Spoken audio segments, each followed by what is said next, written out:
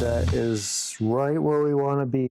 Hey, today I'm building a small box using the shape of origin, and I want to show you how I will be incorporating a sliding dovetail lid design into the box using a few techniques in the origin cut files.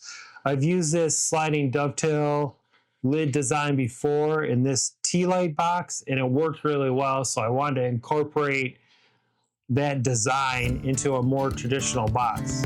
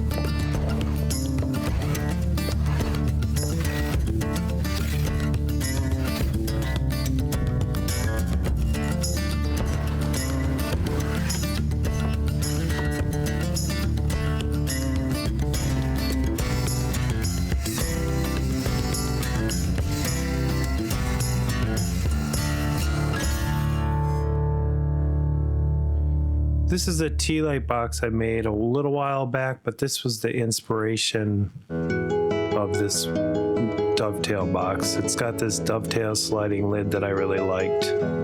So I want to incorporate that into this design for this dovetail lid box.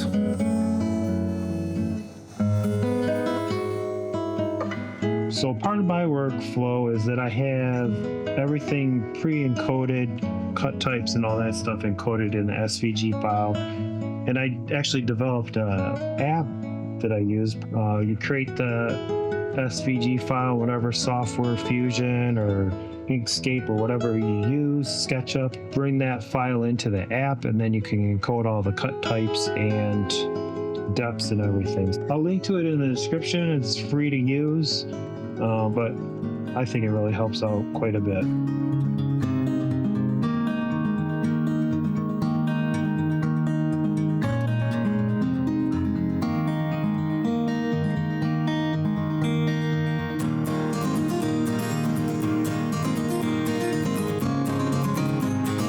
Your tool path just the shape of your part like you normally would with a straight cutting bit, this tool will come down and cut through that part of the material.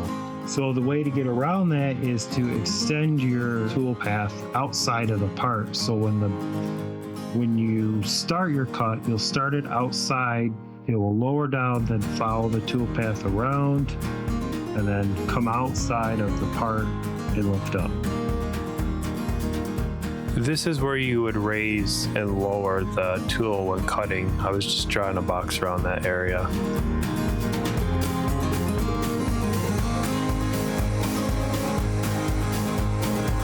So this is the first step, is just hogging out material where the lid goes on the box. And I'm just leaving enough material to still cut in the dovetail feature later.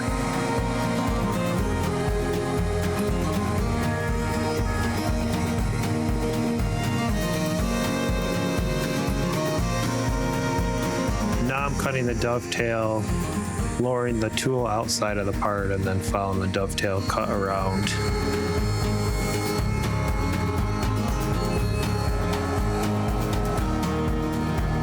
Being careful not to go outside of the lines.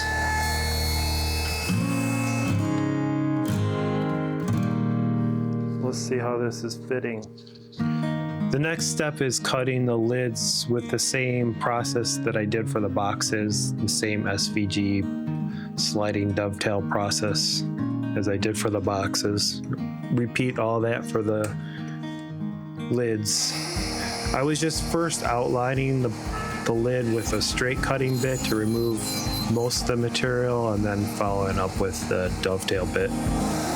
And I actually mixed up the order in the video. Actually, I cut the lids first and then the boxes. This was just to make it easier to test the fit of the lid to the box.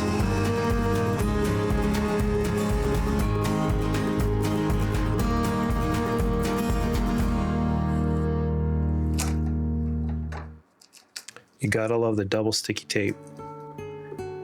And those fits turn out pretty good, I think. Now I'm on to cut in the little buttons on the top of the lids. I got a piece of 1/4-inch cherry that I will cut these little buttons out of. And I got it all set up here. Just did all this on tool through the design mode, create, and circle.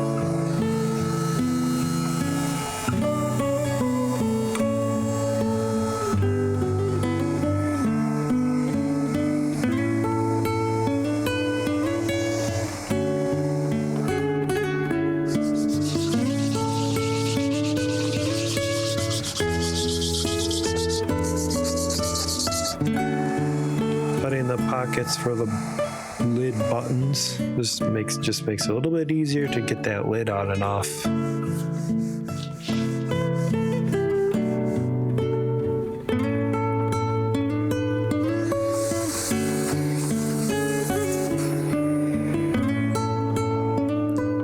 then I just marked the length of the lids directly on the box just to ensure everything was going to line up perfect when it was all put together and assembled.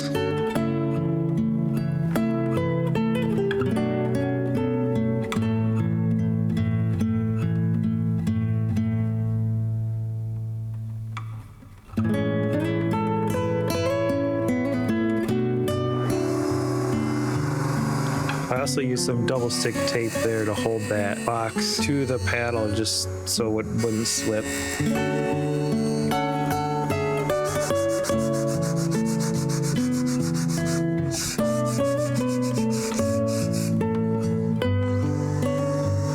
Chamfer there, adding like a little shadow reveal to the box when it's all done.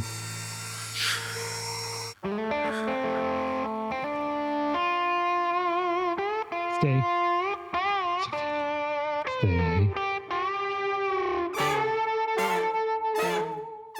Yeah, so I was working in there and looked out the flower stencil windows, and it had this beautiful snow coming down. That's why that door was open. I had to run out there, grab the camera, run out there and get some video of that.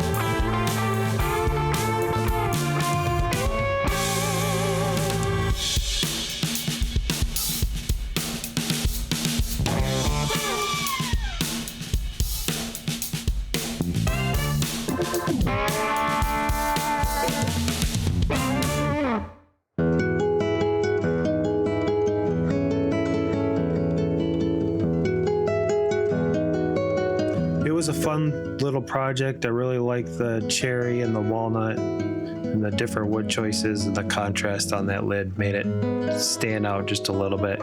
Had some challenging aspects with getting that lid fit in there, but once it was dialed in, it really came together nicely. Pretty happy with the end result of this box. Thanks for watching, and we'll catch you on the next one.